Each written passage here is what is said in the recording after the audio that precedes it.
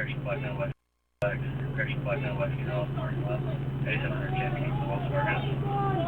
We're on third party. Black no friend. What we know and what you should know about him is that he was an American citizen who deserved better. That is our position, and it should be yours.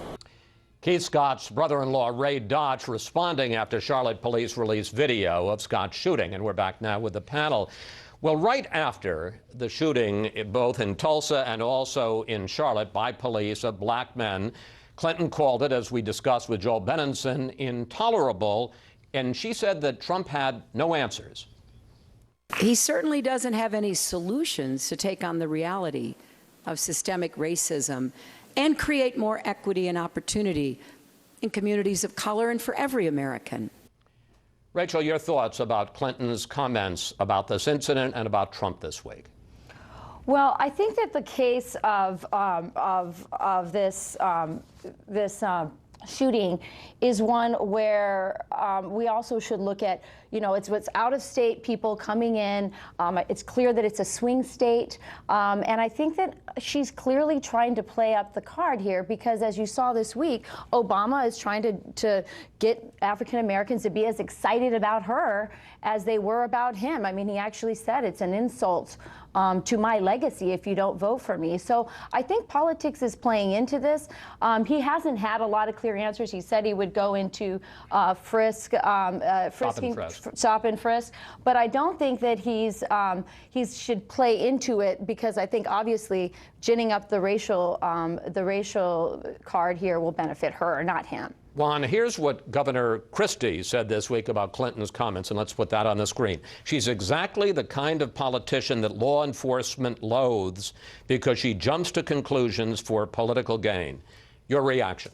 Well, I think what he's trying to suggest that somehow Donald Trump is the law and order candidate, and that if you want law and order, if you're discomforted, I think overwhelmingly we all are, by riots and bad behavior.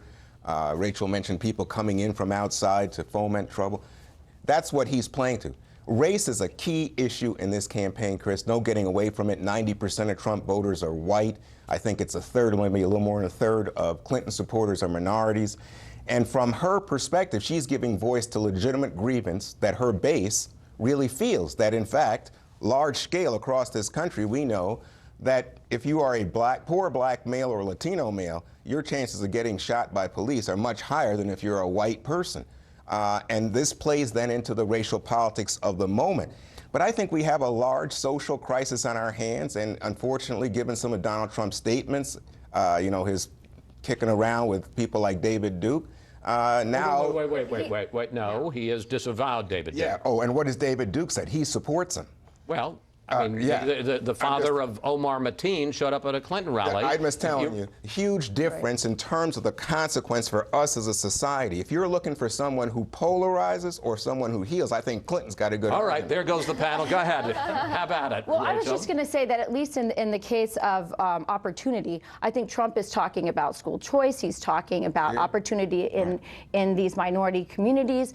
And I think that she's just offering more of the same. And they're looking at their incomes and they're saying they haven't moved. Poverty is greater in African American and Hispanic communities. So I think that, she can talk about race, but she's at a deficit here when it comes to talking about opportunity because she's offering more of the same. Well, and he's saying, I will change. Rachel, when he talks about kicking out, a deportation force, kicking out everybody, when he talks about Mexicans as rapists and murderers, when he speaks in this way, he is not talking about increasing opportunity. And when he talks about stop and frisk, as Chris said to Joel Benenson, he's talking about an unconstitutional tactic that unfairly burdens young people of color. Let me bring the other two panelists in. Jerry? Well, look, if you actually get beyond the emotions of the moment, you look at what Hillary Clinton has proposed, she's talking about let's do something to affect the way police forces in this country are trained. Spending a lot of money, $1 billion from Washington, and people can agree or disagree with whether that's the right starting point, but let's address the core issue of how police are trained in this country because the training clearly affects the way they act on the streets. That's the first thing I would say. The second point I would say, in this regard to the debate tomorrow night, I think it would be unfortunate if this comes down to a conversation about whether you're either for police or you're for the black men in the streets of America, because it's not a binary choice, and that's, I think, the dangerous part of this discussion right now. Julie? No, I totally agree. I mean, with so many issues that we've dealt with in this campaign, police shootings among them, it almost seems like you either have to be on the side of the police or you have to feel like there is some racial element to it, that there's no possibility that you can both support the police and also think that as a black man in particular or a Hispanic man that you might be at greater risk of getting shot. And it's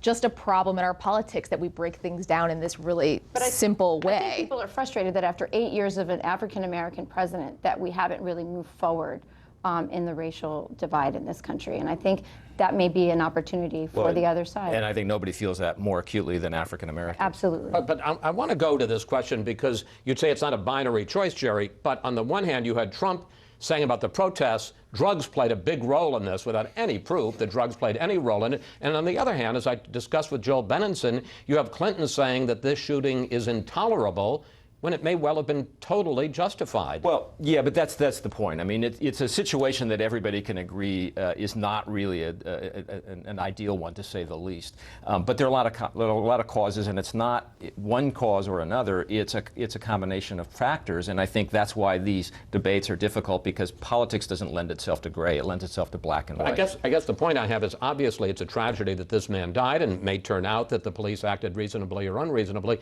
But we have seen there are some police shootings, Julie, that are justified and some that aren't. Right, and I do think that it is hard to look at all of these as a totality. I mean, you can look at trends, obviously, which is important to do.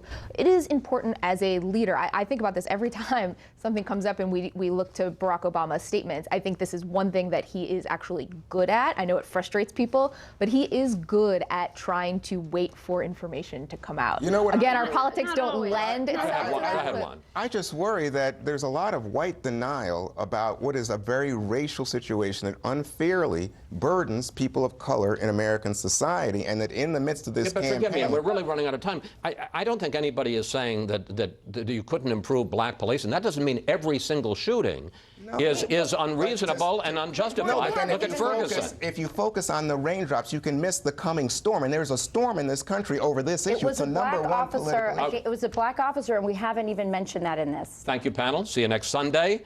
I'm sure we'll continue this conversation, and I'm sure they will tomorrow night.